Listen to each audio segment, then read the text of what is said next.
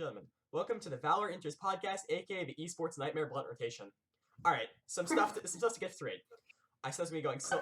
I said it's gonna be going solo in the future. That is not true. Back with me today is Ollie, and we have a new guest who I'm going to have introduce themselves. Hi, I'm Thomas, also known as Toastly. I play Valorant sometimes. I watch esports. I don't know how else to introduce myself, but hello, I will be talking today. Cool. All right, so let's get into it. Before we get into the actual meat of the esports discussion, are you still cracking up with that joke, really? You just said no. Tom did like this very like polite introduction. You were just like, cool. Now on to the next thing. God, I had all my. Should we read? I can. Gotta keep things moving. It's fine. No, I had all my Discord stuff up. That's gonna look bad. Oh well. The whole thing about the show is its low production value. No one cares about the Discord things you saw. I know I don't. None of these two do. It's fine. All right. So let's talk about the format because I kind of have an issue. Now everyone's made a big fuss about how Korea only gets one slot for the major in Reykjavik, but I have a bigger deal. Both Why does Masters CIS 3, two? they got one slot, which is Are you serious? yeah. Who's the? Because there's three to get three, don't they? Isn't it No, NAEU and then NAEU another No, one? NAE only get two. Because Every other there's region, only or 10 Brazil gets teams two. for some reason. There's Oh, 10 that's teams, what I meant, which yeah. is weird. So Well, I think it's just because of COVID. yeah, I'm gonna forgive stuff. the major in Reykjavik, but we need to talk about the next major, Masters 3, wherever that's gonna be. Alright, first of all, my first criticism of this is I don't understand 16 teams is not enough to sustain an esport. Like 16 teams making it to the biggest tournament, if that's the only big tournament you're gonna run throughout the year, isn't enough.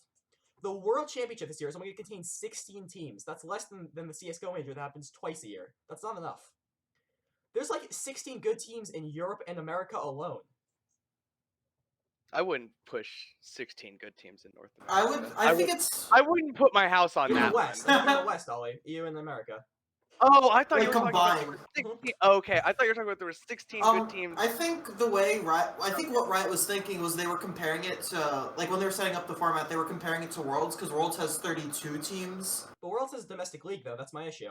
Like, okay, I'm okay. We have domestic Valorant. Well, if they're gonna.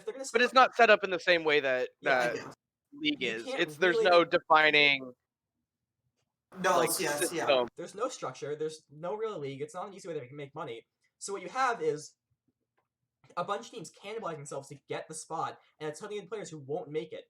And also, like, if you aren't gonna have third-party tournaments on the side, this can't be the whole year. If there's only gonna be 6, if it's this unfranchised, like basically the VCT takes up so much space. It's hard for third-party tournament organizers to operate.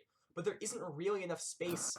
But like Riot isn't providing enough structure themselves. So I think we need to either see them take their foot off the gas and let people like ESL and DreamHack come in, or they need to add more structure and fast. I feel like that is very dangerous because I feel like if they do either one of those things, think about where major esports have gone either with franchising or with most international events turning towards, like, because those are the two directions that esports are really heading right now. With the first one, with just full franchising, you have, most League of Legends leagues, COD and Overwatch. and you that's have basically it. COD League, Overwatch. That's it. That's it. That's pretty much it. But those are three pretty big ones. Mhm. But there's not, like, everyone still kind of holds those ones with a grain of salt, though, because it's like, they're still, very much so, like, those are the bad ones, right? As far as, like, a lot of, like, What do you mean? Wait, pure what's the esports bad people. ones? What do you mean? League, COD League, and Overwatch League. I think COD League's doing fine. I think Overwatch League just sucks. I'm gonna be honest. I don't think franchising is the issue at this point. I think it's just like I'm not getting into this Overwatch rants. But I'm just like I think COD League's doing fine. I think COD League's doing really well actually. I just think COD is an inherently bad esport. I don't think it's a fun esport to watch. This isn't a COD podcast, guys. Come on. Players, we hate COD on principle.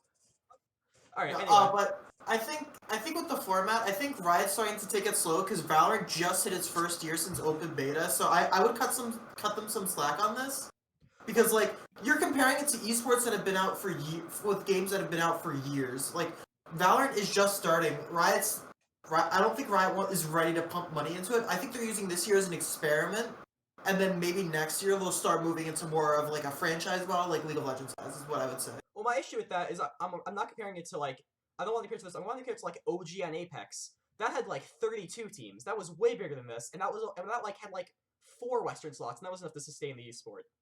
If you're like, this is so much smaller than Apex with so much more weight in the scene because like Apex wasn't the only thing in Overwatch at the time. It was the most important thing, but wasn't the only thing. This is the only thing, and it's smaller than Apex.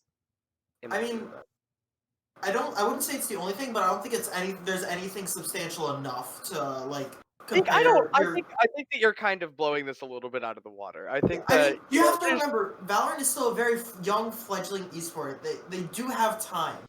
It's gonna figure out where it's going eventually. The game hasn't even been out for a year. It hasn't been just a year. Let's hope it goes toward third party, because I don't trust Riot even a little. Really? I don't trust Riot. I think they Riot's done just fine. Riot's done just fine with all their League of Legends. Yeah. Like Riot, I would much rather have Riot run an esport like brand than I would a Blizzard run one. That's true, but I'd rather have thank God Blizzard's not in the picture here. Yeah, but thank God we don't have to talk about them right now. I wouldn't be upset if there was like an ESL or like a DreamHack involved with Valorant. I just want Cologne, man. I just want ESL 1 Cologne for Valorant. Let's be honest. I just want Cologne. I think it's definitely possible. I'm sure Riot can find a way. Like maybe they'll do something like they did with Nurse Street Gamers, where they have Nurse Street Gamers running like all the NA stuff. Maybe like as like this is like completely hypothesizing, like speculating, but like as you get more regional leagues that are more equivalent to like LCS, maybe you have other companies that come in and like help run them. Like so Nurse Street Gamers would help run the NA league. You could maybe have like ESL and like an EU league, stuff like that. It'd be like what MLG did for like the EU and NA LCS early on. Or no, I think that was ESL. I think ESL helped. I don't know anything about early LCS. Early on, where technically it was like Riot run, but they just like handed it off. So like every CS:GO major, yeah, basically. Pretty much, they basically used to run it like this is kind of like the system that Riot uses for esports, at least with their one other thing, is where they let third parties kind of take they get a feel for how it actually works. Riot will be like, okay, we'll start doing our thing. All right. Yeah. I think this is fruitful. Should we move on? Yeah. What's next? All right. So we're talking about the skin controversy. For those who don't know, I'm basically referring to one Slasher tweet I think is the craziest thing I've ever heard in my entire life. So Slasher is, by the way, a former Quake maniac. If you guys don't know, he was like a super high-rated Quake player. He wasn't pro, but he was really good at it. And he's the esport guy. Everyone who even knows has Slasher a toe, if you even have a toe in the esport scene, you know who Slasher is. I know. I'm just trying to explain his like FPS background. So basically, in Quake had this power up where basically your gun ripped off shots like it was an actual, like it sounded incredible, and he thought he could never, and he imagined he could never miss while using it. And then a former professional Overwatch player, the former main tank of Renegade's Overwatch squad, Juvenile, actually agreed with him and said that he thought skins were pay to win to make you play better. Now, I don't have skins, so I want to hear your guys' opinion on this. Do you guys think skins make you play better? And that Are you sure that tweet wasn't a joke? I feel like that was probably satirical. Not the Slasher one, but the reply was probably satirical. He didn't sound sarcastic, period. Hiko sounds sarcastic. Juvenile didn't. You can look up the tweet right now. It's still out there. Go look at I'm literally looking at the tweet. Literally, like, even Hiko's like, you're stupid in the replies. Like, he didn't say you're stupid, but he's like, okay, Slasher. Yeah, because Quake has splash damage. Well, I personally think that Riot should turn off skins, period, for this, because the reason CS has just the reason is that like sometimes when you look at the gun on the ground with the skin, it's hard to tell what skin it is or gun it is personally, for me at least. And I mean, that's why they have it so that you hover over the gun and it says the name. I know, but like in a heat of the moment, that takes a little while to read. I mean, I'm always in favor of turning off. I don't know. Maybe I'm just a big brain gamer, but like I don't ever really have an issue. You're not a big brain gamer. No, you're Shut up. But I never have an issue like differentiating guns, even when they have. No, yeah, I agree. Maybe it's just because I look at all the skins because I think they're all pretty, so I just know what they all look like. Well, I remember when the I think I this don't- is just a you, and no skin having plebeian. that's true. issue. That's true. But I remember when the Elder Flame or the dragon, basically the dragon skins, the Elder Flame skins first came out. Like there was a bunch of like everyone Twitch chat was asking, is that the Judge of the Vandal when it first came out when they were holding it because no one knew. So in my opinion, I'm always in favor of turning off cosmetics. I think the only game where cosmetics are fine are CS:GO because they don't change anything. They just change how the gun looks. Not even to the extent Valorant does it. Like they basically are just like a spray paint job. Yeah. So I'm personally I'm not a huge fan of skins in the esports period, but it seems like everyone here else thinks you're fine. So let's move on to the actual part of these podcasts you're here for, esports. Let's start with North America. All right. What do you mean they're not here for me? No, Ollie. No one's here for you. Oh, We said that's the same thing. understandable. Oh god. It just shows how true it is. Anyway, alright, here's our qualifying teams. Version 1, Envious, Xset, 100 Thieves. In that order. First of all, I want to not go in order, I want to talk about 100 Thieves first. Alright. 100 Thieves won, but I'm actually super disappointed in them. Like, I think they played really bad. I don't think they played really bad, I think they made a big mistake. So, 100 Thieves have cut, we all know this, they cut Dicey out of Ethan. Now, I thought this was so that Nitro, who is in my opinion their best player, could get on Smokes. I know that Nitro thing might be a hot take, but still. He's staying on Smokes, and here's what I'm really mad about. For those who don't know, Nitro's biggest claim to fame was his run with Team Liquid in the summer of 2019 that saw them basically win everything except for the major. We'll get to that. What they had was they had Nafly, Stewie 2K, and Nitro, 3 secondary oppers. So what they had was they had Nitro doing his best at primary op and in-game lead, like he was Fallen. Fallen is the godfather of Brazilian esports, by the way. If you don't know, he's a very famous player. You should know who Fallen is. You should know who Fallen is. I'm not explaining. You should know who Fallen is. I know Ollie doesn't, but Ollie's a pleb, so. I have no idea who the fuck you're talking about. Imagine not knowing the legends of CS:GO Esports, or just CS as a whole. Seriously. Such a storied esport. Alright, so basically, Nitro was an opping IGL, and there's a very famous quote from Twists that made people really laugh after Berlin, and I'll tell you why. Berlin was the next major, by the way, that they should have won. So, what happened was, Twist said, Nitro's become such a better opper, he can op with, like, he can keep up with the simple and the devices of the world. Like, he can't beat them, but that's the thing. Nitro couldn't beat them, he could just keep up. If he was on CT side, he could do an okay job of stopping them from bullying them, or if they were taking aggro peeks on T side, same thing. But Nitro is at best a secondary opper. He can't be a primary opper for the team. That's why in the Starlight of Berlin Major that they should have won in the group stage, he got bullied by Cirque. They lost to his team Energy, and he got bullied by James, the team they lost to, of Team Avangard, who they also lost to. They should have been 3-0 in that group stage, but when they went up against a team with a really strong opper, they lost. They got bullied. One of the teams they beat was 100 Thieves, or Renegades at the time. You know why? Because Gratisfaction isn't a good opper. And then, when they got to the quarterfinals against Astralis, they got slammed by Device and Dupree secondary opping. Because Nitro is not a competent enough opper to stop primary oppers from bullying his teams. So, let's say they qualify for the major in Reykjavik. No, let's talk about next Challengers final, which they've qualified for, which will qualify them for the Master in Reykjavik, or the major in Reykjavik. They're gonna have to play. What if they have to play against the Shazams of the world, or the Beyblades of the world, or other cracked oppers we don't even know about yet? He's going to get slammed because Nitro cannot compete with actual oppers. He is a secondary opper and nothing more. What if they qualify and they have to play against the Mixwells of the world and people like that, or like the RBs of the world? He's not gonna be able to keep up. No way. Yeah. God forbid. What if the best operator in the entire world, John from Brazil, qualifies? They're gonna 2-0 100 Thieves and they're gonna get slammed. I mean, yeah, 100 Thieves definitely does have a gap in their roster in terms of their op play. They don't really have like an insane opper. I think because it used to be Dicey, right, before they dropped him. Yeah. Yeah. 100 Thieves definitely does have a glaring hole in the roster there, but I think they can manage to play around it because like they did beat Envy, who has Mame, great opper. You know, they beat like I don't think it'll be a major problem for them. I think because if you know that you don't have a competent opper, you have your coach look into counter opping strategies without using an op. There are definitely ways to play around it. It's just a matter of adaptation. I think it's doable for 100 Thieves. I mean, 100 Thieves does have one of the best coaching staffs in in Valorant right I now, thought you were gonna say and I esports. think I was that's gonna why. laugh at you. No, in Valorant right now. No, that's why I think that they have been doing as well as they have been with an arguably weaker roster than some of the teams that they're around in the general, our general like thought power rankings. We try to keep 100 Thieves tends to stay somewhere, very rarely falling out of top 8 in North America. Very early falling out of Usually top trying 5. to stick somewhere. Usually trying to stick somewhere in the top 4. I personally place them at Don't number listen to what he's about to 2. say. Don't trust him. I Oh, number 2, personally number 2 is place fine. them at Number 2 number is fine. 2. Number 2 is fine. No, they're not. 100 Thieves is No, they're definitely a still top 3 team in NA. I they're don't care what still anyone worse says. than they're still worse than Sentinels. Mhm. Debatable on them versus FaZe Clan. No, That's I think my FaZe Clan's kind no, of That's why I opinion. say they're top better. 3. I think FaZe Clan's a fluke. I still think FaZe Clan's a fluke. Really? I still. I used to agree with you.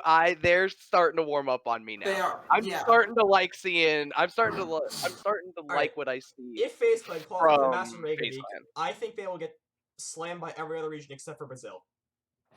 Whatever. Well, we can talk about that when we get I to don't the think Vegas I don't think FaZe Clan qualify for Masters in Reykjavik. Yeah. I don't think they'd know how to. I do agree with you in that like I don't think FaZe Clan will stay this high for long. I don't think that they're gonna like take a huge dip like you do. I think that they're still probably gonna finish out like this season roughly around probably 7th, 8th. But I'm gonna take a bold claim. I doubt they qualify for the next challengers. Really? We'll see. I think they make it, but it's debatable if they qualify for Reykjavik. I don't think I they think they qualify. I'm 100% talking make about it they to the don't next qualify Masters. for the next challengers. They don't even qualify for the final. They don't qualify for challengers too, which is 8 teams. No, they will make it to challengers. No, they'll make it. No, they'll make it to challengers too. I don't think so. Are you kidding? I Oh, with what else NA's throwing up at, they would have to intentionally not go. Like they would have to literally try harder to not go than they would to. We will see. All right.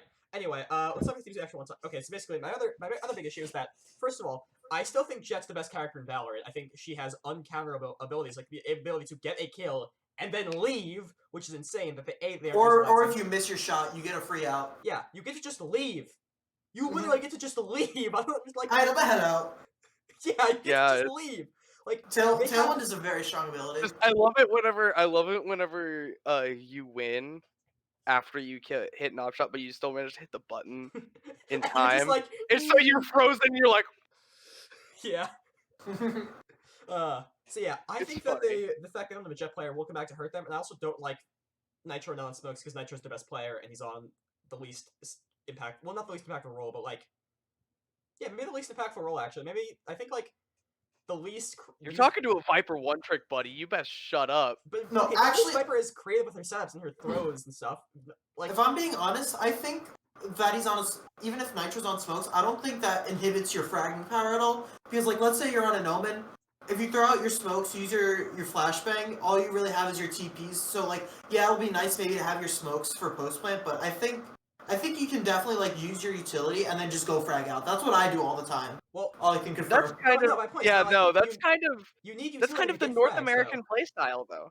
But No, yeah. isn't that kind of the North American playstyle? Is kind of just like use all of our util in the setup, and then we all take a 5v5 aim duel, and the better team wins. Yeah, like Nonsense Sarah in 2014. That's Exactly. That's reference only one to be clear. I don't know what you're saying, but yeah, I agree. Thank you, Toastly. You know, I don't think having Nitro on smokes is a crutch, or not a crutch. I don't. Yeah, I don't think it's hurting them as much as you. Yeah, it's not hurting them. I think you're overplaying it. Well, I'm overplaying a lot of things about Nitro's performance. Just let's be clear. So like, but my thing is that I think I'm not really worried about them in NA because I think NA is still kind of a dog region, to be honest. I don't think they're up there. So like, but what I see is happening is that like, okay, 100 Thieves are in the major in Reykjavik, right? Mhm. They're in Iceland. They're ready to go. You need utility to get frags in Valorant. Like otherwise, you're just gonna get CT sided off and you're gonna die. It's just that simple. The opposite, like you need to use utility. So like Nitro just does not have enough utility to facilitate the fragging we know he can do. I'd rather see him on the stage where he can heal himself or wall or slow. I really liked him on the stage, and now he's back on smokes. Ethan, now to be fair, Ethan is a I want superstar to see player. that boy play KJ. We'll see. What'd you say, Ollie? I want to see that boy play KJ.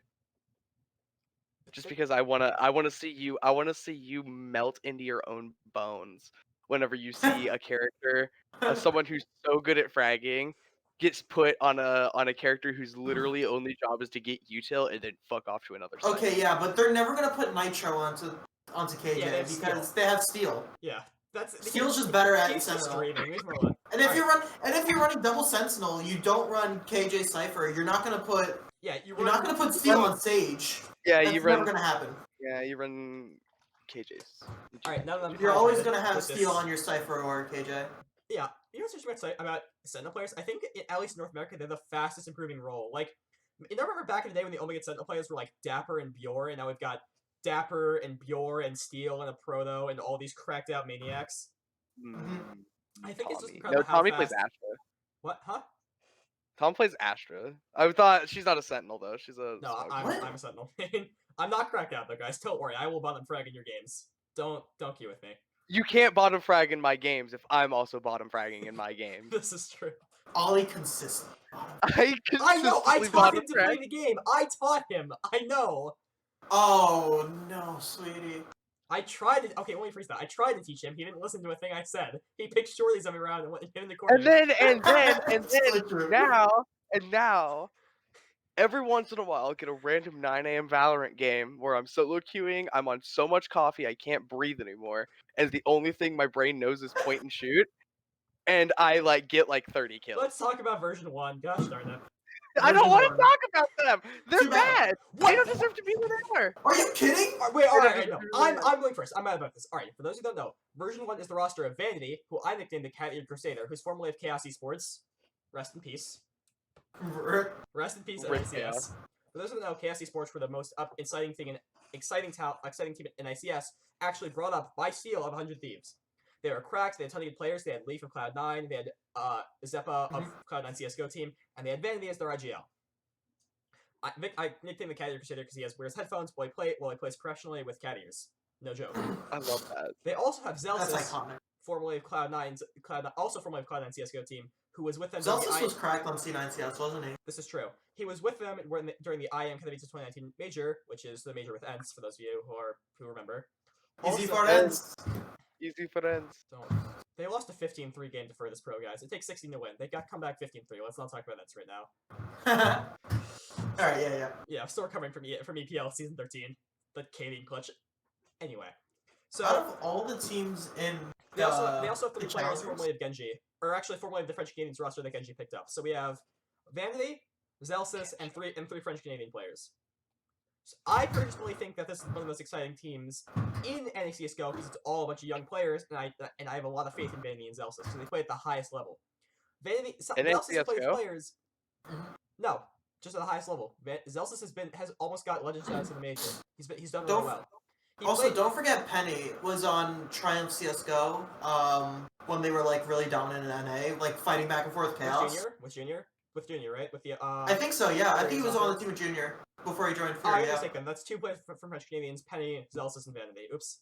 Yeah. So yeah. Yeah, I was like, I don't think he's French Canadian. So all of these, a bunch of these players have played at a super high level, and we know Vanity is a very good IGL. He's trained under Steel, who is the current IGL for 100 Thieves. We see how they've done. Steel is one of the smartest tactical shooter gamers. Oh, I thought you were going to say CSGO players, and I was like, No, tactical shooters, because between CSGO and Valorant, he's been, one of the smartest players, consistently. I mean, in his own region, he's only second to arguably Stewie and Dazed. Stewie IGL? Oh, whatever. I forgot. Stewie mid-round calls, and he's also just a very intelligent player on his own. Fair enough. But when it comes to, IGL, he's, honestly, he's low-key a second coach still. Well, what I'm saying is that, Vanity learned a lot from Steel, and now you have Vanity. Yeah, exactly. So, that just boosts him up. I think, I don't know much about the version 1 roster because I didn't follow a lot. I haven't been following recent CSGO, and I know that that's a lot of their rosters recent CSGO. The only reason I know about Penny is because I still follow Triumph from when they were in Overwatch, and I just never unfollowed. So. I unfollowed very quickly after they dropped their Overwatch roster. Jerks. Yeah. Anyway. Version 1 definitely has potential. I don't think they're... I disagree with Ollie being they're bad. I think they definitely deserve to be in the top 4.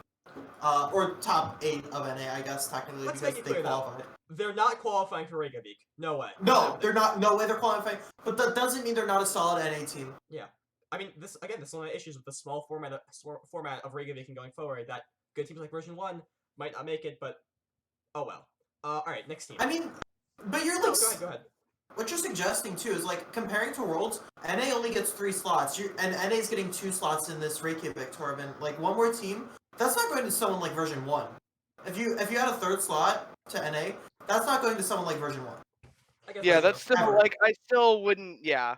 No, that would still be filled by, like, you know, a FaZe, or an Envy, or a Genji, a team that is kind of fighting Sentinels and 100 Thieves for being, like, breaking into that top 2 of NA. Yeah, I would agree with that. I think you're What do you actually... Ollie, is Nico going crazy? Nico's going batshit. Alright, I'll play this cat. Let's talk about Envious. Or actually, no. Actually, it's not Envious. It's Team Envy. Can I just point something out? Ever since they changed the name from Envious to Team Envy, none of their franchises called Envy have done anything significant. Period. True. Nothing. Literally nothing. The only significant thing they've done with all of the franchises... It was after the Apex Season 1 win was whenever they changed their name from Envious to Team Envy. Has been the Dallas Empire in COD, and they're not even called the Envious team, so... Exactly. Good move, Hastro. Said that about a lot of things. Yes, the rebrand totally doomed the organization, I agree. Yeah. Yeah. At least their logo hasn't been minimalized yet. Alright, let's talk about Envious. So I'm gonna call... This could sound strange. I'm calling Envious a team in crisis. I think this team is overdue for us changes, because Envious's gimmick so far has been in Valorant has been like, we win, we get first place in every qualifier. Stop pointing at their butt. God, I hate you. God darn it. We're trying to discuss Team Envy here. Butt on my screen. There's a cat butt on my screen. We're discussing Team Envy. We don't care about cat butt. Team Envy. That's what I'm talking about. Oliver. There's Team Envy on my screen. Oh my god. On my screen. Gosh. I'm kidding. I think this team. This is see. Let me finish my point, Ollie. Why... I think you get to speak as you can. I'm calling this team a team in crisis because Envy's whole thing is that they get first place at every single qualifier and build a lot of momentum. Now they don't even have momentum. They don't even Envy has for every single qualifier so far for First Strike and the first Master Tournament. They were first at the first qualifier. Now they can't even do that. I don't think Envy has a chance at Reykjavik. I don't think they're looking good. I don't think Victor is looking as good as he did. I don't think. Are you kidding? He popped off in the tournament. But they're playing around Victor completely right now. Like before, Victor was a fair. side piece to. That's if it's Victor working, is food, right? why change Victor it? is food and Crashies didn't change his name. Am I out of my mind? Victor was food. Okay, yeah. Victor was food. Like now they're playing less around Crashies, more around Victor, and Victor is performing not to the level they were as a team, as a pair.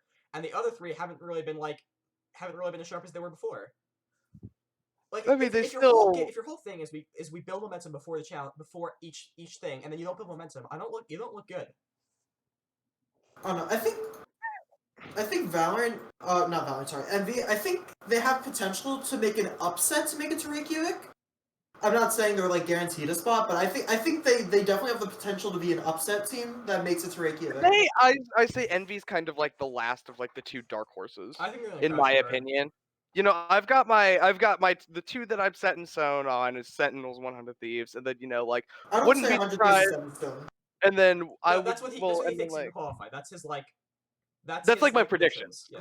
Oh, and then like the teams no, I could see now like they're making... not qualify because Ollie's predictions are terrible. Now they're not Yeah. qualify. No, No, the teams I see making as dark horses are he FaZe and thought Envy. the top two would be C9 and Envy. I did.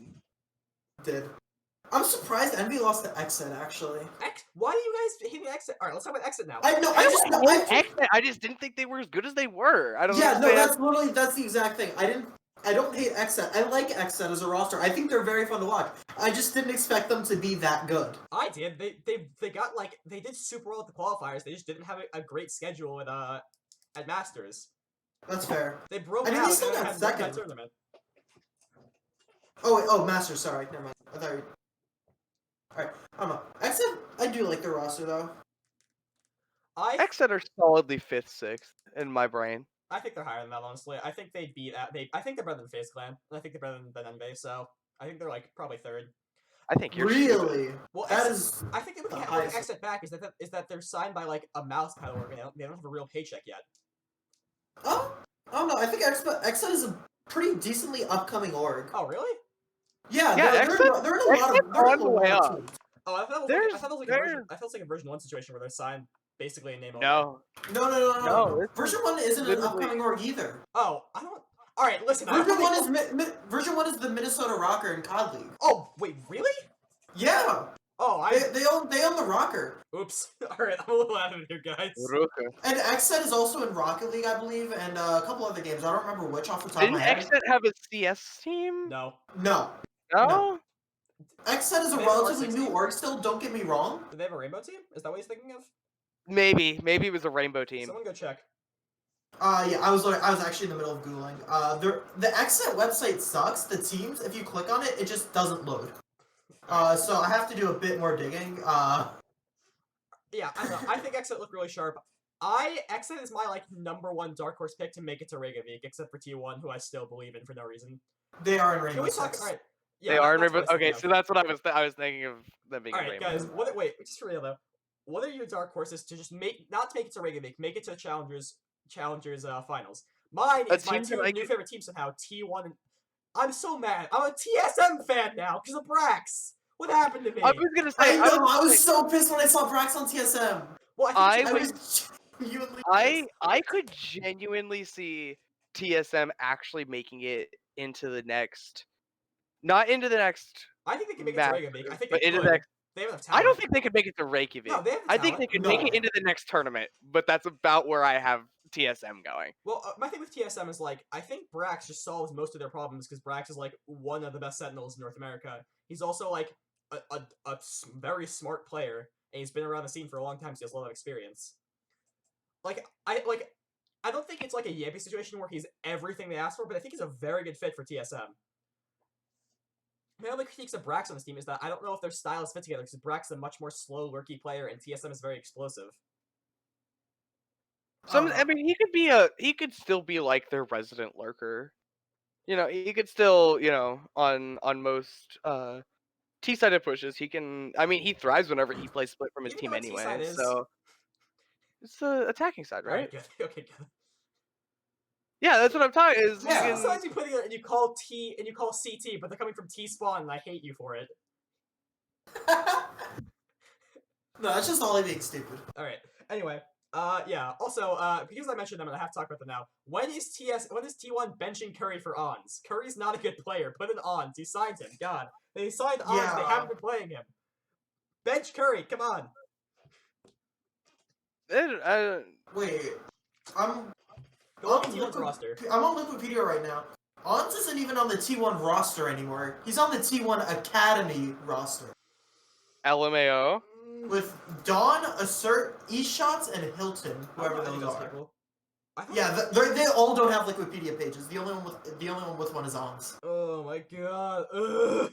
I don't know why this is not surprising me. Ever since SKT T1 rebranded to T1, I don't know if they made a smart decision. Well, I mean, they signed Skadoodle, Brax, and Skadoodle and Brax. That was pretty smart. That was true. But like even then, They like haven't other played well than now. that, They haven't played well. yeah, And then they like let Brax go as they were getting whatever. You know what? My other big all right. Let's get out T1 because now I'm mad at them. I don't need to talk about the team I'm mad at. My other big criticism of TSM is that TSM needs to give Wardell an op so badly because Wardell is useless with an AK that they kind of can't have Brax secondary op, which is I think one of the strengths of the player. Brax is like one of North America. What was he got banned? Was one of North American TS's best secondary operas. one thing I do have. I'm not the biggest fan of with TSM. They're doing a 6-man roster. I'm not a fan of the 6-man roster in I Valorant. think I don't think they're doing it. I think they just don't want to say out loud that they benched Hazed. Are they playing Hazed? Maybe. I don't think they should be. I don't I don't think- know. I haven't watched a TSM match in forever, They so didn't actually play. I think they're doing what they did with Vice with Poise, where they're like, we're not benching him. It's a 6-man roster. They're benching him. They should bench Hazed. Vice literally isn't on C9 anymore. What do you mean? No, they signed Poise as a 6-man and then they benched him. Remember? Yeah, but Vice isn't on the C9 roster I anymore. know they signed. Oh yeah, they were like, Yeah, I don't know. I don't know why teams are like that. Six-man think- roster. I don't think that should be a thing It's in like a what tactical Navi's shooter. doing with Bit. Like, Flamey is such an important player to the org, they can't just kick him. They have to slowly get him out of there. I guess. They're trying to do that thing where, like, if you don't want to fire someone, make them leave, make them quit. I think that's what they're doing. Because, they should, like, Hayes is not a good player. I don't think they should play Hayes. Unless Hayes is going to IGL, I don't want Hayes in the team. Wasn't Hayes in IGL back in CSGO? No, Cutler was. They were on Oh, CL Cutler's together. okay. Hayes is just old. He's not an IGL, he's just old. Fair enough. Ancient. Alright, An let's get back old to the man. teams I'm excited about. Last team is... Oh, I talked about all the teams, actually. Oh, let's go to EU, so I can get really mad at someone. Alright, listen. I predicted NIP falsely, very falsely, to win Masters, so I was really high on the team. I'm still really high on Ninja's Pajamas, or if you're sweet, Ninjas and Pyjamas. Existence. Listen to me. Yes. Look directly into my eyes. Listen to me. I don't want You to. need to stop with this Akukos thing. You are Existence. When Thorin simps about you on his podcast and says you were one of the best players in early CSGO, he calls you Existence. When Sponge tells that stupid story about Mirage in ESL 1 Clone 2015, where you guys both didn't ban Mirage in some stupid Maniac game, he calls you Existence. The sticker on my USP in CSGO says Existence. Why are you trying to be a Kukos now? Your Wikipedia page, it says Existence. Well, to be fair, if there's any time to ever rebrand like that, it's when you're switching games. I don't He is fault him for that. 31 and he has played this game he's played esports for 10 years. You don't get to rebrand at this point. It's too late. No. Yeah. You are Existence. You are Existence. You are I mean, Existence. even then, like, I was like, wait, who the hell is this Akukos guy? And then I go on Wikipedia, I'm like, wait, where is this Akukos guy? And then I see the only person not there is Existence, like, that's Existence? Why? What the fuck? Yeah, like... So I feel somewhat similarly on you. To be fair to him, that was the best time to rebrand, but even then, not a good rebrand. It's just not a good name. Existence is a much better name. Also, his name is, like, so storied. Like, he got his name from an all, like, letting an all-female source team pick his name when he was an up-and-comer in the French source scene. Like, Existence, Existence, Existence. You are Existence. I don't understand why this is so hard. Like, he literally made major stickers with his in-game name. It's Existence. Until the sticker on my USP magically disappears, he's Existence. I don't care if he gets an in-game cosmetic in Valor. You'll be hacking into your Steam account and scraping the sticker off your USP. That's fucking okay. I just wake up tomorrow and my USP skin is just like, wait, where's the sticker? Where's the sticker? Oh, that's so great. Seriously, though, stop with this Akukos thing. Existence, existence, or existence. Listen, he's not gonna listen to some random kid on a North American Valorant podcast. You can yell all you want. He does not care. He's probably gonna say Akukos. I will say it in French. I will have to work on saying it first because I don't know French well enough to say it off the top of my head. But I will say it in French. Existence, existence, existence. God. It's not changing. I'm sorry. This is so stupid. Can Anyway, we do Can we just get back to doing Pred so I can have something to talk about? Oh, you want to Preds? Wait, do you want to Pred for Masters North America? We can go back to you. I can talk. we don't about this have more. we don't have NA. We don't have all NA teams yet. Oh, we have to do who's gonna qualify for EU. So we have to do. All right. First, We have to do who qualifies for NA, and we have to do EU. All right. First, let's talk about FPX and Guild, who have already qualified for the major finals. Guild. Hello? Alright, FPX we knew could be #1 in EU. They were always like, Yeah. they were always 3rd, 4th, they were punching up, they didn't quite get it done, but we always knew they could be there. Guild? Where did you guys come from? We've written you off already. How'd you beat my favorite team? What happened? They just slammed them. The Guild looked so clean. They just looked so clean. Like, where did that come from? I don't This know. podcast is now brought to you by Macca's. Don't put that on the... Alright, no one cares. They're not gonna see this video. Who cares? Podcast, but It's free This advertising. video is brought to you by the North it is Shore now Animal brought to Center, you- where I Yeah. adopted my cats, and I got this free water bottle. I can sit in the background and we can see it. We don't. Alright, so basically, Guild, looked amazing. They looked like the old Bonk team back in, the early day, just out of beta. We thought they were, a super hot team. They looked like that, but they looked like that as if they had improved this whole time. They looked amazing. Draken was hot, Safe was hot, Safe was hot, Bonk was hot, all the Guild stars were did hot, look- and the support players looked Guild Guild was the last time I was on. We kind of talked about how Guild was kind of like this like perpetual top 8, despite their best efforts to not be. Wait, And like, is this a FaZe Clan like Fluke because they're basically a North American team in Europe? Could this be a FaZe Clan like Fluke How's it a face fan like Fluke? because they're just an individualistic team who's popping off right now? Hmm. I don't know. I think except they have shown they like that's what we kind of saw them as at the start of the scene. I But don't they think have so, though. I think genuinely they've they improved. have improved into a genuine team now. Like they look like an actual team now, Yeah, they look which like a is European kind of team. cool. Well, also like Guild are Swedish, so I'm always inclined to root for them because the Swedes are nuts at esports, especially attack shooters. But like, I'm just really surprised to see how much they've improved. It's really cool.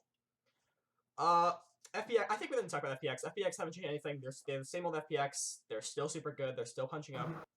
Let's talk about FPX is just cracked. I mean, yeah, FPX is quacked.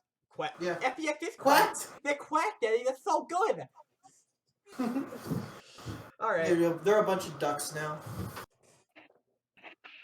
Let's talk. All right, let's talk about Guild and or not Guild, G2 and Liquid finally coming back. So G2 are playing with this new player called Ozzy. I'm gonna be honest. I thought Ozzy was Alex in disguise. Alex Meekins from Cloud9 CS:GO, formerly Vitality. He is not. It's his own person. It's Ozzy is his own person. He's not Alex in disguise. He exists. He exists. I mean, I thought Ozzy. Like I also thought this actor. They're like still looking for an IGL. I thought G2, they didn't look like themselves necessarily. They didn't look like the old dominant G2 team, but they looked good. They looked really good. I liked what they were doing. I liked Artis. I liked Mixwell again. I thought Zeke was still up there. I think Patatek was still doing fine. Like it looked like the old G2. I'm really excited for this team.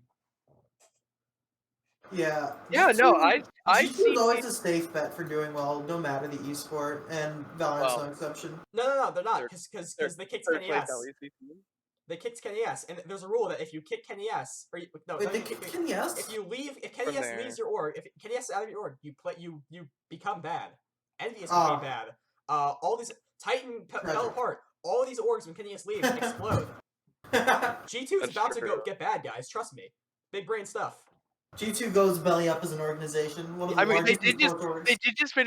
just finish third in the LEC behind Mad Lions and Rogue. Wait, but didn't they win MSI last year? I don't watch League, by the way, guys.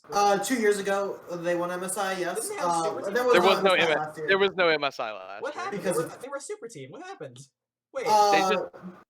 Mad were just simply better. No, Rogue and Mad are actually really good upcoming teams. Oh, do they still have caps? I don't know. I kind of. Yeah, they do have caps. They lost Perks though. Yeah, they did lose Perks. They're probably gonna ship Caps off to NA here pretty soon, though. No way. I would cry if Caps goes NA. No, this is not a League podcast. Fair Stop enough. it. Fair enough. This is only a Valorant and sometimes CS:GO podcast. Fair enough. All right. Let's. So next one up is Liquid. Now I said when he joined, and I've been right about this, that Yampy is the answer to all their prayers. Yampy is a superstar fragger who's playing the role they're missing, Jet, and he's an I do like Yampy. Do you know anything about Yampy? Well, that he's a Jet Well, player. CS:GO, that name seems familiar. Yeah, he's the player who sued Valve because he was VAC banned unfairly and ruined his entire career. Oh, yeah, that's where I've heard him from. Probably. That's why Ents didn't play in any RMR events in 2020. Mm-hmm. Those the yeah, so that's unfortunate for him. But yeah, so Yampy is a superstar up. He's incredibly good at what he does. And he was the answer to all of Liquid's prayers. Now the English guys can focus on being supports, and Scream has some help with the fragging rule. The whole thing with the old Liquid team is that the English players were doing a fine job at supporting the team, but there wasn't actually enough fragging power for that to be successful. You can't put all your fragging into one guy. You just can't. No, that doesn't work. At least not in Valorant and not in this era of CS:GO. You need to have at least two. So they have Yampy and Scream. They can give all the resources to Scream and give Yampy space. And the nice thing about having a competent T-side opera, is that Yampy doesn't need to go in and kill people. He can just sit there and hold an angle, and you can't peek at them anymore. They just have that part of the map. That's the powerful thing about T-side opping in this game with Jet. Yeah, if you need two solid European fraggers, Scream and Yampy are like... Yampy. What? Yampy. Yampy. It's finished. Yampy. Yampy? No, stop, you're confusing me. It's Yampy. Yampy, okay. Yes, it's Yampy. Alright, yeah, so Scream and Yappy are definitely two very good options for to have frag power for like a team like this. Like, I almost think it almost borderline doesn't matter who you have on the support so long as they press their utility, even if they don't frag. I think you're fine for the most part with Screen and Yappy. Yeah. I think that's a very Well, I good mean, like Link entry and line. Cryptics sometimes trade popping off, so that's always good. The more the better, don't get me wrong. But like, you don't even need to have the other three players pop off so long as you have Scream and Yappy. Yeah. All right. So, well, the question is, who do we think is going to qualify for the not Reykjavik? We can get to that next week when it's over. For Challengers Challenge Finals? finals. So right now, who has qualified Two, are FPX right. and G2. Two of them are going to qualify because there's one slot they're fighting for. All right. First of all, I'm always predicting Nip. Also, we have to keep in mind that if you know who else qualified, Masters Champions Ascend. Also, oh wait, then we have to talk about something else first. So Heretic's been doing the 6-man roster thing, which didn't work out, which has not been working out that well because they didn't win Masters, and they also got knocked out in the qualifiers for this by G2. Heretics have not qualified. They're the only first strike champion not to qualify for the first challengers. Only one. Wasn't Heretics like a really strong team out? What happened? The 6-man roster doesn't work. They're trading out too many players and they don't have. Oh, 6-man roster. Yeah, fuck that. Language.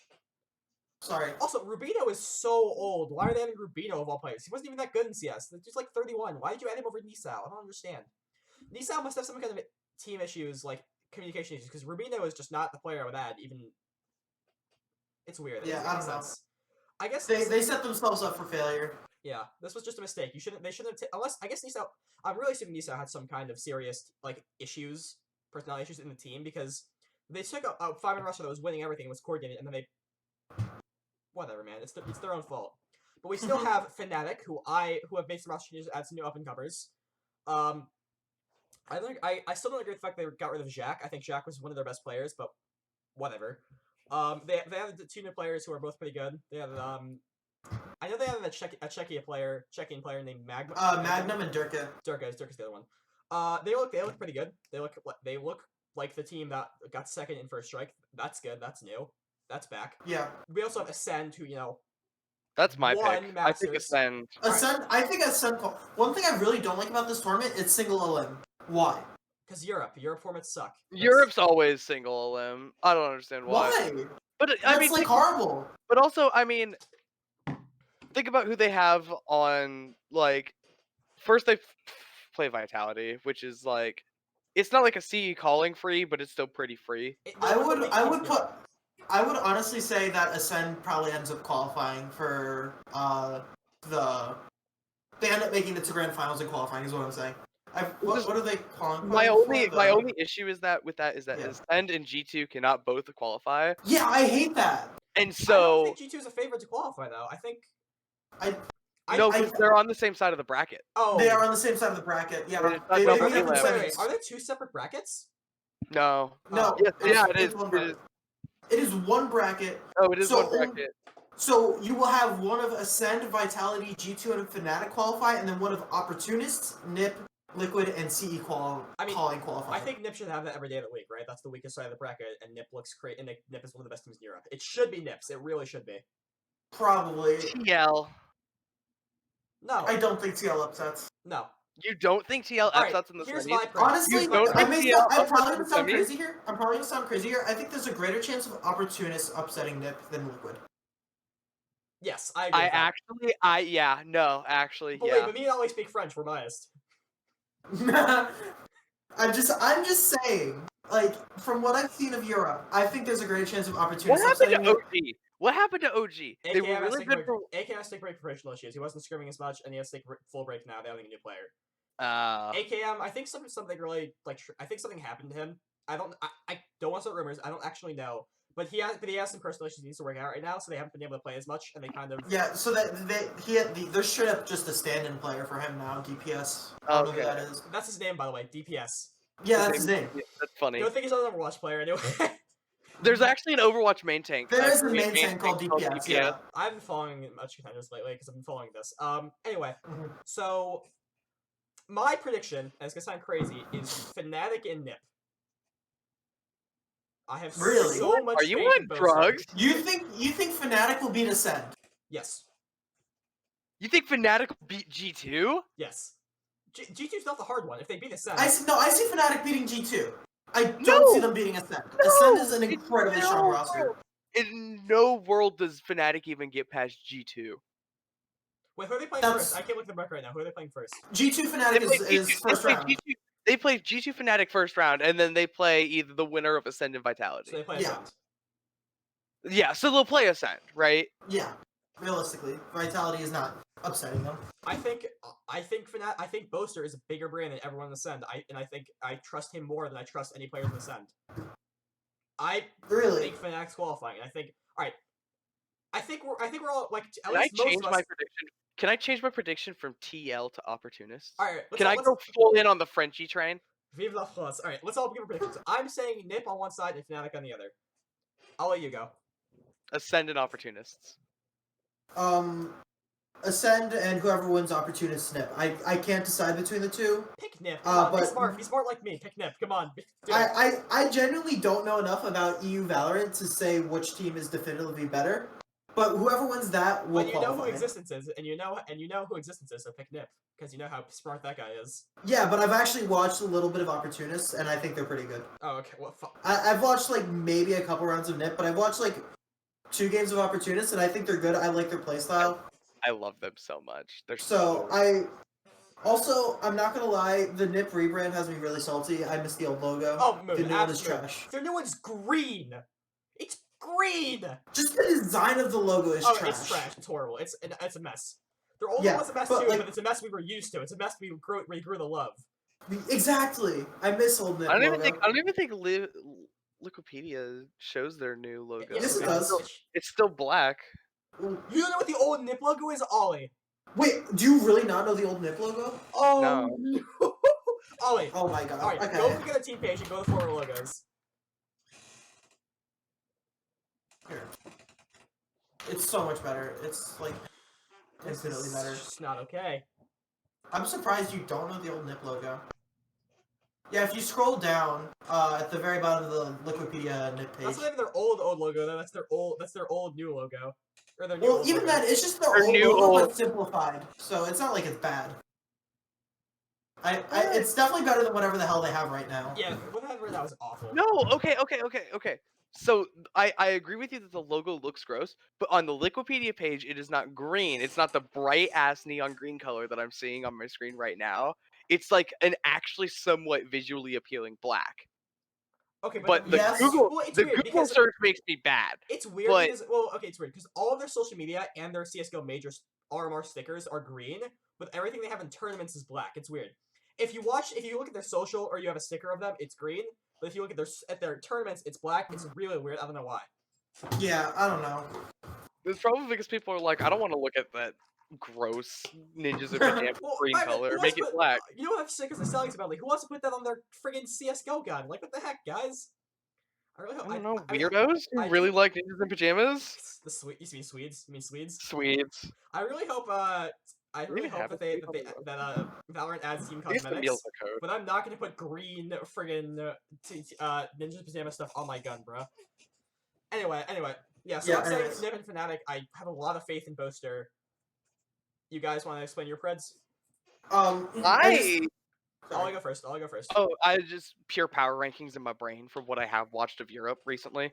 That's not much, but I have watched some, and I was surprised no one's predicting Team Liquid. I think it was kind of weird for Ascendant Opportunists not even make it last time, right? Like Well- I figured that they would have made it last time around. I wasn't so surprised when FPX got there because FPX is FPX. They've always been up there. But yeah, FPX. Yeah. I was really surprised when they didn't make it past Nip or Guild. Or who did the Sun lose to? I forget who the Sun lost to. But they didn't lose. They lost someone they shouldn't have lost to. So my reason for these spreads, I think Ascend is actually just the best team in Europe. I think they could beat FPX in You're like a best of capping. 5. You're I- capping. I think it's possible. I think you may be slightly undervaluing Ascend's power. They have an incredible I am, roster. but I just have so much faith in Boaster. I guess that's fair. I just think Ascend is just better. Like even just around the board. I'm realizing now that my previous faith in Boaster has betrayed me 3 times, so maybe I shouldn't be doing this. I mean, you never know. FPX, I just think Ascend is probably the best team in this whole bracket. Like they would win grand final. I think they'll win grand finals.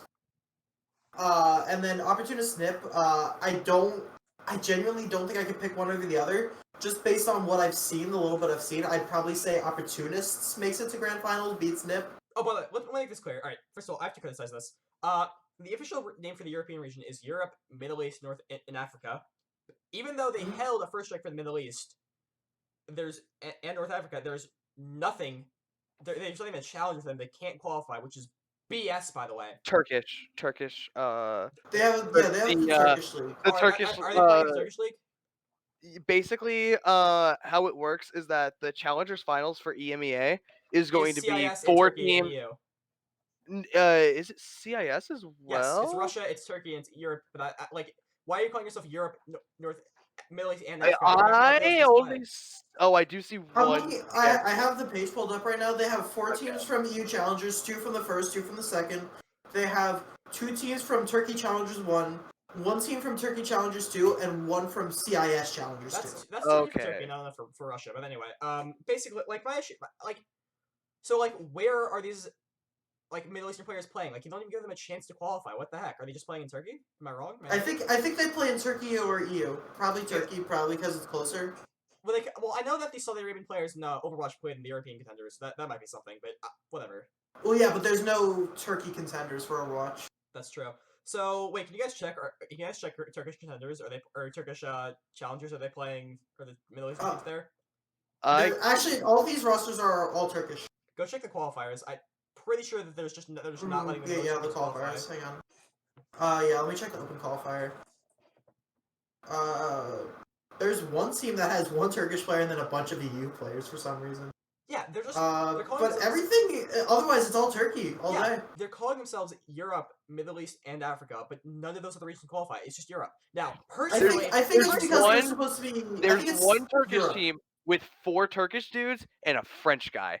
That's my dream team right there. That's the team I want to see win Reykjavik. They can't because obviously they didn't qualify for even the tournament to get in. Wait, qualify for Valorant now? Who? Half-a-Cool. Oh, Happy wow. Cool? Yeah, he was in a team for the open qualifier for Europe Challengers. That's funny. That's great. He made top 16. Wow. So all right. Anyway, so yeah, I'm just mad. Okay. Personally, I don't think we should have a slot at all because I don't think they're even nearly good enough. But it's not fair to name them in the thing, then not give them even a chance. Especially if you're gonna hold a first strike for them. This is just not fair. If you're gonna give them the name, give them a chance. This is BS. Yeah. I mean, I think it's kind of expected that as the scene develops, that the Turkish league will probably develop more into a broader or the fall Middle because Eastern Turkey sucks league. Esports. No, even then, because in league it's still just Turkey.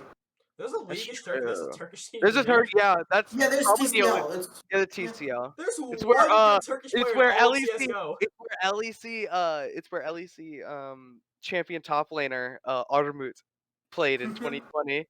He was the 2020 spring split TCL champion. Yeah. The 2020 summer. I don't know why they do that. It's also called EMEA in Overwatch as well. But it's mostly actually just. But Saudi Arabian players exactly. have actually played in Overwatch. There's at least Dubai Sandstorm. In this, there's just nothing from Middle Eastern teams. It's just that's true. A farce. I think it's like they're saying you pick one of these, which you can go through the European or the Turkish qualifier. Just pick one. This is where you're supposed to play. Theoretically, you could even go through the CIS region. I guess. Do you know how much ping there would be playing from Moscow to Cairo? Are you out of your mind? I'm just saying theoretically. I think they probably go through Europe or Turkey. It's just like I think Ryan's saying if you're a team from here, you play in these leagues. We're not going to give you your own league because there's not enough demand for it. I actually know for a fact that the ping from Europe to the Middle East is not that bad because a bunch of Israeli players play that way. Like a bunch of Israeli players, like EQO started out that way. Flames from CS:GO starts out that way. Or is it Flame Z? I never actually got closure on that. All right, we talked about we ranted enough about EO. Let's talk. Are you guys ready to move on to Korea? CIS first, please. Okay, so CIS, I actually have friends about this. It kinda has to be either Gambit or Forza. Singularly fell off hard. Forza been keeping up, and Gambit have been keeping up. And I'm gonna predict probably Forza, just because I'm predicting Forza. I'm looking at the rosters right now. There's so many old Overwatch players. I'm so sad. And Lair, Sharik, no, it's Angus coaching. And Lair's a cheater. Why do you care about Lair? That guy's a cheater. He got Is vac he? banned from CS:GO for cheating. I don't in like 2015. He's a cheater. I don't care about that guy. I mean, 2015, that was a while ago. He can change. No, He was I also think- like 16. The dude's only like 21 now. 2015 he was 6 cheated years in a ago. He'd been, like, professional match, 15. Ollie. He cheated in a professional match. Oh, in a for money. professional match? Oh, yeah. Yes, that's what. Oh. He didn't get like Forsaken, but he was playing a pro team while using cheats, and then he got back in a like an FPL match or something. He got vac banned. Like, no way. I hate that guy. I don't for the raid in the first season. Yeah, he's only 22. So Whatever, he was like, regardless, he was literally I don't know 16 years any of old. these teams. He was literally a child. I don't think anything I child was his does age, can and have I'm asking any. him not to cheat. Okay, but so what? He cheated when he was 16 years old. That's kind of my opinion. It's like he cheated when he cheated. Okay, he was 16. Cool, whatever. All Like right. it's literally a child. Anyway, Okay, well, if you're mad about and Lair cheating, then why are you not mad about Brax match fixing? because that's You said earlier you're a massive Brax fan. totally different situation, and also their punishment's way more disproportionate because matchmaking and cheating are not the It same sounds thing. to me like you're just Also- showing favoritism. It sounds to me like there's just Also- a player who's cheated that you Brax, no. don't like, but then there's a player that you cheated that you do like, so you're justifying one player's my cheating opinion of over Endler was another. formed when I learned about his background. I didn't know anything about him before that. Also, Brax got Endler knew there were rules about cheating. Obviously, when Brax threw a match, there were no rules whatsoever. Period. No one had ever done it before, and then he got spanned for the rest of his life. You should still know not to, It was a hey, meaningless match for a couple $100. Let's not get into this right now. I will get so mad about this. Alright. Because I've had this exact conversation before. This is not the first time this has happened to me. Anyway, let's talk about the big daddy of Valorant right now, in my opinion. Korea. Can anyone stop Vision Strikers? They've won over 100 matches, right? They have to play. They beat Snip CSGO in terms of streak. They beat it by a long time ago, but I'm just saying, like, that's so impressive. Well, like, actually, Nip had such a legendary run back in CSGO, where they were like, what, 86-0? No, that was 87-0, but that's actually more impressive. That was maps. That's actually more impressive. That was maps. Oh, yeah, it's like 100 series that Vision Strikers on, isn't it? It's 100 series. I think Nip's more impressive because that was maps, but it's still crazy. They're undefeated by anyone in their domestic league or in Japan. But also, okay, so right now, they won their first match against WGS, and now they have to play against a team consisting of former Overwatch players, Zunba, Bunny, and their old six-man, Efina, who left very early because he realized he wasn't getting any playtime. For good reason. So, if they beat that team, they have a high seed going to the playoffs. They only have to win 3 more matches to qualify for Reykjavik. Can anyone in Korea stop this team? We think Europe can, but can anyone in Korea stop this team? New turn, maybe. No, they had the great against New Turn, and they won 3-2. Even their own teammate, best player Perry, couldn't do it. I said, remember the last time we did this podcast, I predicted that they weren't going to be making it to the first international event. Reykjavik is the first international event. I am going to go out on a limb and say that New Turn is actually going to be representing Korea at Reykjavik. I don't even know if... Well, okay, first of all, that'd be amazing, because for those who don't know, I'm going to tell Perry's story again. Perry is the only only Asian player to ever make the top 20 Asian League. He was a legendary 1.6 player, won a bunch of premier events, was the only player on this roster we made Fox, which contained the coach and current IGL of Vision Strikers. Basically, is basically all the current Korean scene is descended from We Made Fox. Basically, he is old as hell. Yeah, so Perry He's is like 30. Yeah, Perry is like basically the only Korean player to ever do anything at a tactical shooter. That's his legacy. He was a really good tactical shooter player in 1.6, and now he's old and washed. So, me and Ollie thought the prophecy was coming true because he was going to defeat them at Masters, but they won 3-2. I don't even know if New Turn are in the current group stage, or if they can qualify at all. Yeah, they are.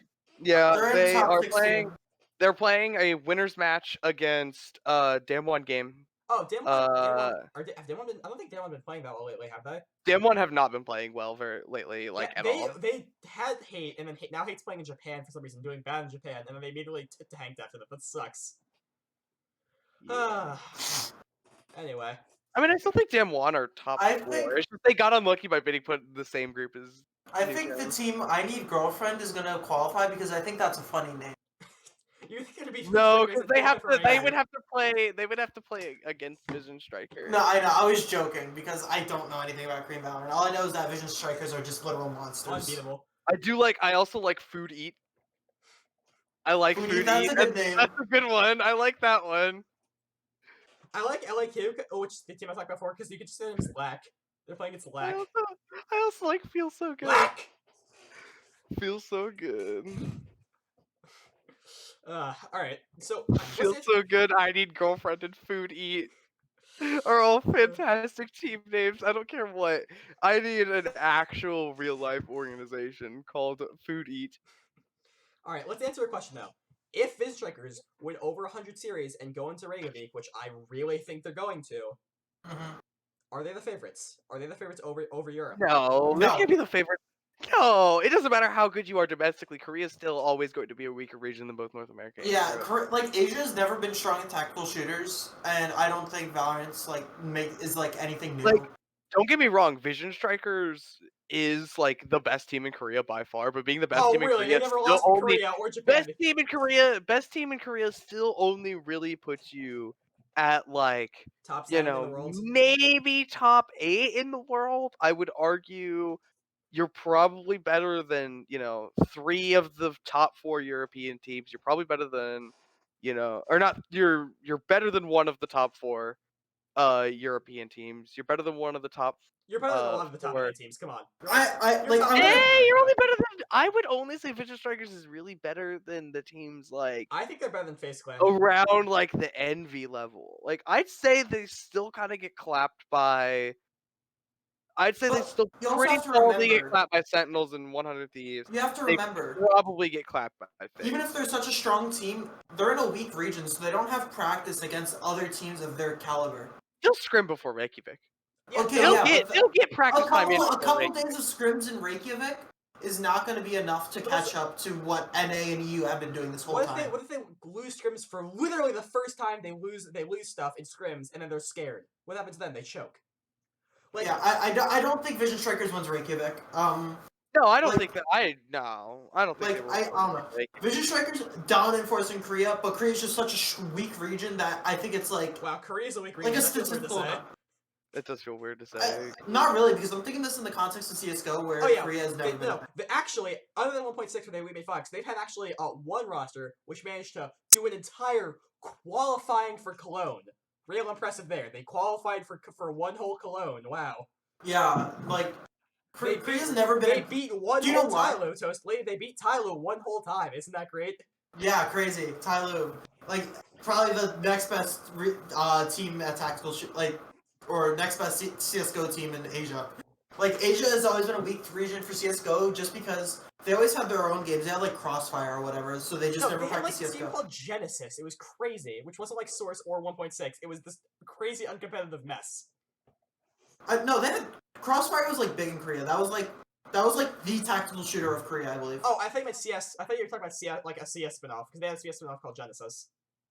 Oh, I don't know. I don't know what Isn't Crossfire. Crossfire like CS? I don't know what Crossfire is, dude. I don't know. All I know is that's an FPS and that was like big in Korea. Because they like Korea as a whole never adopted CS. They were Yeah, because the only FPS game other than Overwatch that Korea is known for is PUBG. is Crossfire, and even then Crossfire is just not a big game. Well, they're known for PUBG, which is also not a big game. Well, I mean, it's No, South bigger Korea was the best at PUBG whenever They had an PUBG ESCO, was so they were gonna be popular. pretty good no matter what. So Yeah. Yeah, no, I think, yeah. I mean, PUBG was a big esport back when it, like, first came out. It was, like, the only battle royale. But then whenever Fortnite came out, it was just like, oh, look at all these other better. Yeah, battle exactly. I have a hot You know. take. I think if Korea moved to Europe, they wouldn't make it to Reykjavik.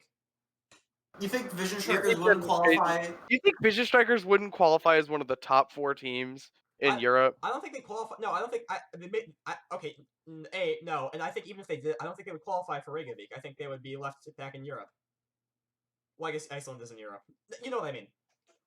I think if they were in European Challengers, they would not make it to the Challengers final, and they definitely wouldn't make it to Reykjavik. They're better than Guild. I'd say Vision Strikers is better than Guild. Well, wait. We don't know if this new Guild form is like a fluke or if it's actually what Guild looks like. We don't know that yet. That's fair. They're definitely Okay. Vision Strikers or Forza? Oh, okay. Look, I love CIS, but CIS Valorant is currently trash. So I'm gonna say, like almost always, gonna say Vision Strikers on that one. Mm-hmm. Like, all right. To be fair, Forza have artists and coffee. That's a tough duo to beat, but also like, CIS is a mess. Look, if CIS do qualify for Reykjavik, I will absolutely rip out my flags for them. I will root for them so hard, but I don't think they're that good. No way CIS. No way that one no CIS way team. CIS team qualifies Well, for Reykjavik. I don't think. Honestly, if Forza did qualify, because I do think Forza will probably qualify over Gambit because they've just been playing better recently. I don't think Forza are the best. Are the team that? Okay, I'm not hot take.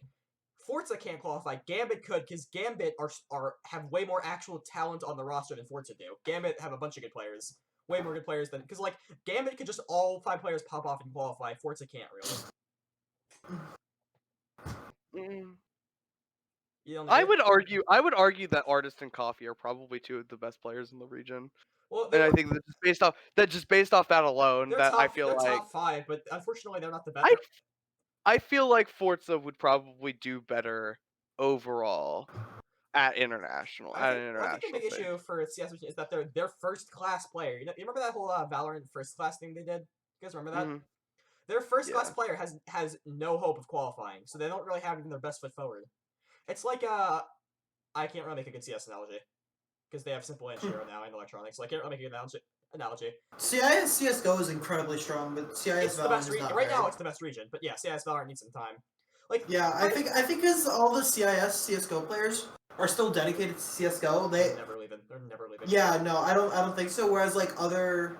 I'd say if Overwatch, Overwatch didn't convince CS players to leave, Valorant isn't. The only reason CSGO is so big in CIS is because of the old Nautilus Vincere roster with Markoloff, and unfortunately, Shadowburn might have been a Markoloff level player, but he didn't have a Markoloff level team.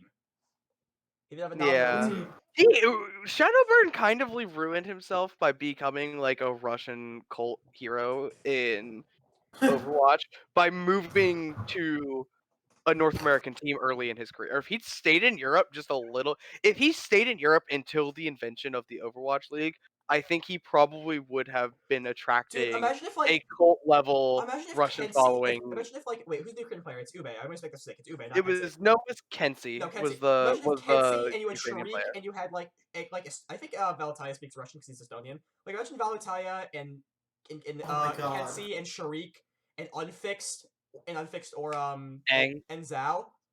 Oh, I lost. Imagine if there had been a good seriously though. Imagine a Nautilus Vincere style Overwatch team. Like that's what this region needs. This region needs where it was just like a CIS amalgam region, get all the best players from across the CIS and put them on a European team and see how they do. The story of Nautilus Vincere with Markov is that's what they did. They had Starix build the best CIS roster he could. I don't know if you guys know this. Until Nautilus Vincere, the CIS region was I don't want to curse. It was total dog water. They had one team that won a major, and that was back in 2003. It took them 7 years to get another good team. If Navi didn't exist, there was no CIS team there was no CS team CS:GO. So they need a team like Gambit or like Forza, or I don't like them. I don't like they have the end layer, but or like Singularity to be the Navi. I was gonna say the next best one would be Singularity. They need a player like that, and they just don't have one. Yeah. I'm hoping I generally want Gambit to qualify over on the European team, so that we see CIS come out like this. But it's just not gonna happen. It's incredibly unrealistic. Well, the reason there's been so much faith in Coffee and Artist is Coffee is popping off, obviously, but Artist is one of the players who was. Do you know? I don't know if you know anything. Do you guys know what the Navi Junior camp was? No. I did Not even Sarah made a giant, like, multi-million-dollar investment into scouting young CIS talent, and Artis was one of those people who was in. So Artis was like could have been a CS:GO superstar if he stayed. So I have a lot of faith in this guy to come out, but I just don't see it. I'd love to see it, but I don't see it. What happened to Alliance? I missed them. Alliance, I don't trust Alliance as an org because Alliance have had one good player in their entire org. His name is Orange. He's a Swedish Hearthstone player. That's the only good player they've ever had. Oh, actually, no, I guess they're a They good had Dota team. Armada. They're a good Dota team. I don't know. I don't follow. They had Armada, one of the 5 gods of Melee. I don't know anything about fighting games or about Dota, so I'm not anything about Alliance. I only know they have No, Orange. literally, they. Oh, is they it had Armada the Swedish guy who was really good at Fox and Melee? Yeah, one of the 5 gods of Melee. Oh, I know him. Mhm. All right, so I guess we have to think. So who do we think is the favorites? Because I'm gonna give you a hot take. I think we're underrating Brazil because Brazil have players in Brazil are crazy. They've got this guy MW0 and John, and it's like watching Fallen Cold Zero play in 2016. They're crazy. John is arguably the best. Like I would have said in 2020 that MW0 was the best player in the world. Yeah, I'm being honest. I know nothing about like LATAM or Brazil. All I know is that there's. After CS:GO though, with the rise of Brazilian teams, I will never doubt a Brazilian team in attack shooter ever. MW0 could be the best player in the world. John could be the best stopper. I think of the 2 teams that Brazil are going to be able to send Game Landers should to be Reykjavik, it'll probably be Vikings and Game Landers. You don't think Furia? No, just I mean from what I've seen of like the general LATAM, and that's from maybe 3 or 4 games of Brazil and like 2 of each Latin America North and South. You watch Latin American teams? I don't. Sometimes I get really bored. Vikings and Game Landers look the best in Brazil at least. For the rest of LATAM, I couldn't tell you. I genuinely should be getting a slot. That slot should be going. That should be going to Korea, and they should have to They should have to win Brazilian to get in. You really think Korea deserves a second slot when they only have Vision Strikers? They have other good teams. I say Korea only deserves to send one team. Until someone can prove that they can beat Vision Strikers, I say Korea gets their one slot and they like it. Okay, that's fine. I want to set this expectation. If LATAM Game only Winners gets come one. and Game Winners show up with Amazera, Angel, and one other player, they are going to win. I'm not saying they have a chance. If those 2 players show up and one more player shows up, they are going to win. Those 2 are unstoppable. They are two of the, if not the best players in Valorant. They are crazy. If Game Winners comes and shows up, they're gonna win. I want to say that really? They're gonna win. They'll just outfrag the entire rest of the server. Like no one will be able to keep up with them. They'll send MW0 in and he'll get 3 kills and that'll be the game. He'll just casually pop 3 heads and it'll be over. I don't know anything about Brazil. You remember when Wardell was popping off early on? John's like that, but he's still doing it with the post-nerf op. Okay. He's just unstoppable. They're just unstoppable. Is he kind of like almost like... Okay, maybe that's too strong of a comparison, actually. He's not simple. He's not simple. I wasn't gonna say simple. I was gonna say Fallen. Yeah, no, he's a Fallen. He's not an IGL. Oh, is he? Is he like a Fallen to Valorant? He's not an IGL, but this duo of MW Zera and John is exactly like Cold Zera and Fallen. It's exactly the same. Really? Okay, that's actually Superstar upper. Fuck. Now that sounds really promising to me. That I don't know if they'll win because they're a dark horse. But I was saying if those players are at their level and another player really shows up, they're gonna win. They're like this team is sponsored by Gillette. They automatically get to qualify. I was just looking through LATAM, still, and Gillette sponsored the LATAM team. Gillette Infinity. Gillette Infinity owns a LATAM team. That's great. Yeah, Infinity. They're a Latin American.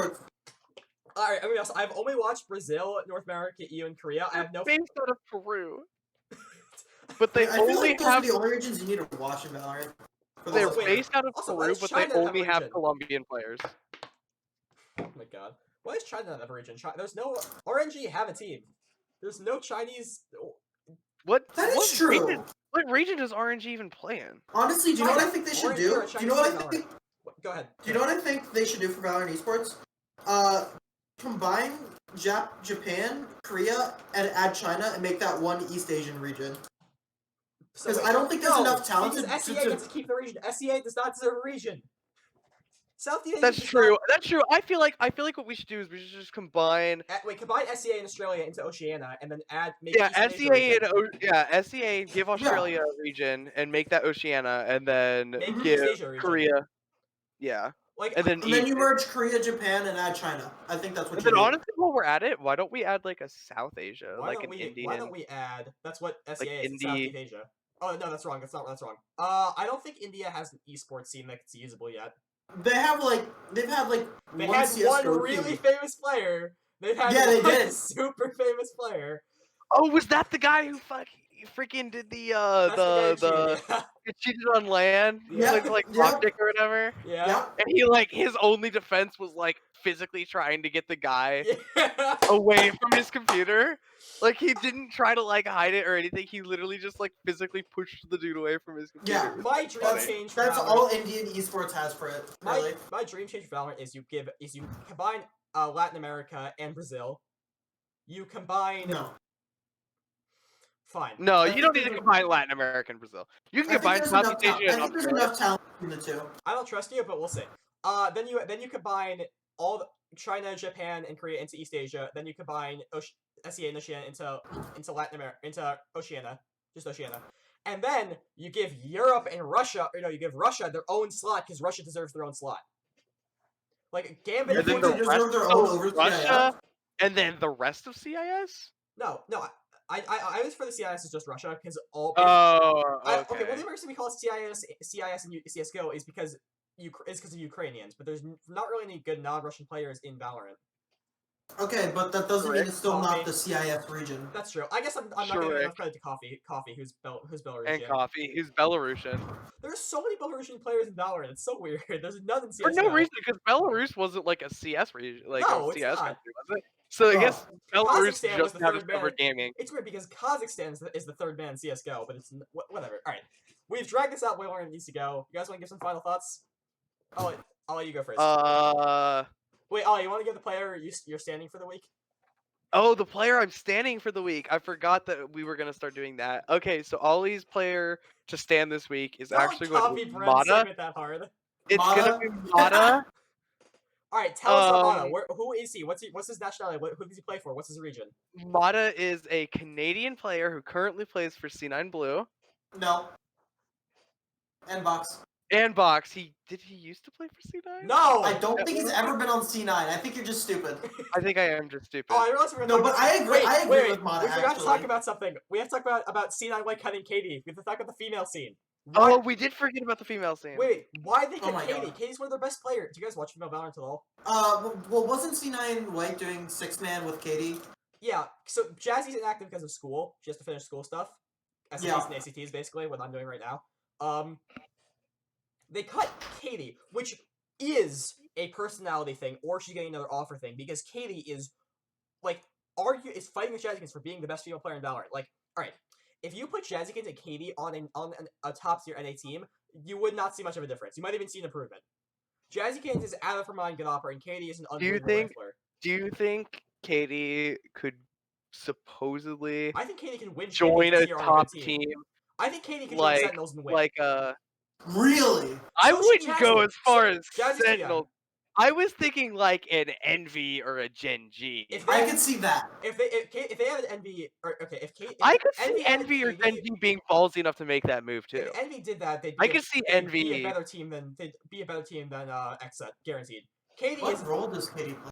Katie is, I think she's a rifler, but she might play a little bit but she might play Jet. Jet and Raze according to Wikipedia. So she's a rifler, basically, yeah. Maybe I'm making a mistake. You guys should. Well, Jet and Raze, so Opera too, it seems. I don't. She might be. Oh, actually, okay. I think she's a rifler, but I think she's playing hybrid because she's subbing in for Jazzy, who's their main opper. Mm-hmm. I think she is a rifler at heart. I will have to check, guys. I'll check. I think she's a rifler at heart. But either way, when she's opting rifling, she could join. If she joins Envy, they're guaranteed better next set, and they can fight with Sentinels and 100 Thieves. Kate, I'm really gonna oversell these players if I am overselling them because they're really good. They're really good. I've heard nothing but good things from these players. They don't make top 16 that much, so I don't actually get to watch their players in IGLing aren't good. Like I love Andro and Mel, but I really like these people as people, but they're not they're good people to foster good players and build up talent and like make sure the scene has good the female scene has good players. But if I was gonna make a championship female roster, wouldn't be in it. No way. No way. No how. I think that like there will because of these two players, they're so good. There will be at least one really good egalitarian. That's not the word, but you know what I mean. Egalitarian means like a mixed roster. There will be one really good mixed roster because we actually have been seeing mixed rosters in Valorant so far. I say mixed rosters are showing up a lot more frequently. Yeah, actually. Well, EG's gonna tier 1 though, and EG aren't that good yet, so that's kind of my issue. Okay, yeah, but like the boundary is being pushed in terms of like mixed co-ed rosters, basically, is what I'm trying to say. That's what thank you, co-ed. There will be at least one tier 1 co-ed roster just because of those two players, but I think this is like if female esports, they had two chances. They had StarCraft with that one StarCraft player, whose name I can't remember, who actually beat the Korean. No clue. I don't remember who I mean. I'll think of it next episode. Then they had a chance with CLG Red, who won everything female Valorant and should have been the female or CS:GO. Should have been female CS:GO breakout scene with Potter, who's currently the IGL for EG, who's 32 by the way. This is like Potter is good, yeah. This is the best chance female esports has ever had to have a tier 1 team because these two players are unbelievable. This is something that I've said before to Ollie. This is why I actually say Valorant is probably one of the most inclusive esports in the sense that the female scene is very strong, and I can see co-ed rosters becoming like a force to be reckoned with. All right, I think that's a good place. Oh, you want to say anything? Because I think we can go back to. No, you guys have said everything I wanted to say. I think that it won't be too much longer before we see a co-ed probably place top 8 in NA. I could see like Katie joining an NA team. I thought like a male team. I thought Katie could join C9 Blue and be as good or better than. Maybe that's what she's doing. Maybe she's joining. That's what I wanted them to do. That's what I wanted them to do. That would make them honestly. Dude, that would make them one of my favorites. Was on win. the roster. I wanted them to have Jazzy Kings. When Tens was on the roster, I wanted them to do that. I've been asking this forever. Yeah, I've been asking for them to add Jazzy to the main roster forever. But anyway, all right. So are you suggesting that you'd rather see Katie over Poise? No, because Poise playing really good right now, and I think they're about equal in scale. What I was saying is that when C9 was just Tens and you need more fragging power, I thought then you could have added Jazzy Kids to be a very good opera alongside Tens, and you could have won stuff. Good point. Jazzy's too young though. I think Jazzy's only 16. I think she's too young to play in tier 1 tournaments. I don't think she has to be. I think that's rules. No, you have to be 17. Oh wait, that's why C9 White keeps Jazzy's bombing out. It's because Jazzy's it's because Jazzy. I now didn't you know realize she how was I that feel. young. You I know think I how was I confusing her for a different player on C9. Okay. I didn't realize she was so young. Yeah, so Katie is a little older. Now you know how I feel whenever around the time the Overwatch League Season 3 was starting, whenever I had just hit 19 and I was realizing there were incoming players in the Overwatch League who were only 18, and I was like, oh my god, I'm older than esport players. What the frick? Yeah, Jupiter, you're in for a lot more realizations like that. It gets way worse from here, buddy. Oh, it's like this is all I've been feeling. Take it from the 19 and 20-year-old, it gets worse. The last year and a half has just been my life making me feel old. When he was my age, Booga won $3 million, and I'm sitting here recording a podcast no one watches. Hell yeah! Anyway, all right. Final thoughts. Ollie, why are you staying Mata for the week? Why am I standing Mata for the week? Yes. I just like his name. I like his name. Mata. There were a couple times last week where he actually had a couple of really good pop-off moments. Okay, I want to point out actually Mata. So Valorant Champions Tour NA posted on Twitter a bunch of stats from that tournament. So even though Anbox placed 7th, 8th, so tied for last, Mata is in most of these stats. He is. Mata's completely cracked. He's by far the best player on Ambox. Oh yeah, he was easily a top 5, and he's easily a top 5 player in NA. I'd say. He's Android 2.0. He's carrying Endbox when they have no other good players. Exactly. In average combat score, Mata placed 4th. In average damage per round, Mata was 2nd. In I think there was one more. Yeah, in headshot percent, he was number 1. Yeah, no, like 31% headshot rate. Mata, I would say at minimum top 5 player in NA. He's just on a really bad team. That's Yeah, like his He's only angry. issue. Wait, On a what really if, bad what team. if NRG keep buying Andbox's players? They bought Android to help EU out. What if they keep buying the players they had Mana now to help Android EU? Mata, honestly, I would like to see Mata find a more permanent home. They just Unlike keep. Sentinels. Why do Andbox keep Or signing 100 one Thieves. good player and keeping 4 bad players? Because they like being in the eternity that is, 9/16th. All right. Andbox really likes the 9/16th bracket to be next to their name. All right. Toastly, got any last thoughts? I mean, other than just like on the topic of Mata, I completely No, agree with about Ollie's choice. about the overall like Valorant team right now. You got any last thoughts about this podcast? Overall today? Valorant team? Alright, I have this really hot take for the other 4 teams that will make it to the event for who qualifies to go to Reykjavik. Go for Okay. it. Ollie knows this, and I'm going to sound absolutely insane for saying this, Go for it. but I've said stupider things. Go for it. The other 4 teams that make it to the event for the Reykjavik qualifying for NA: Sentinels, FaZe, C9 Blue, Envy. and Sonics. Sentinel phase or not Envy, Genji, TSM Is what is what I think. said. C9 Blue and Sonics will make it to that event. That is my hot take. Oh, I guess I went from being really high on C9 to really not liking them. All right. They made me look like that's a my fool. vibe. They made me look like a I fool this bullied him week. for his C9 pred. All right, They my made me look preds like are a fool this weekend. Genji, FaZe, TSM, C9. That's not hot even a little, but that's my takes. All right. You don't think Sentinels is making it? Oh, I forgot about Sentinels.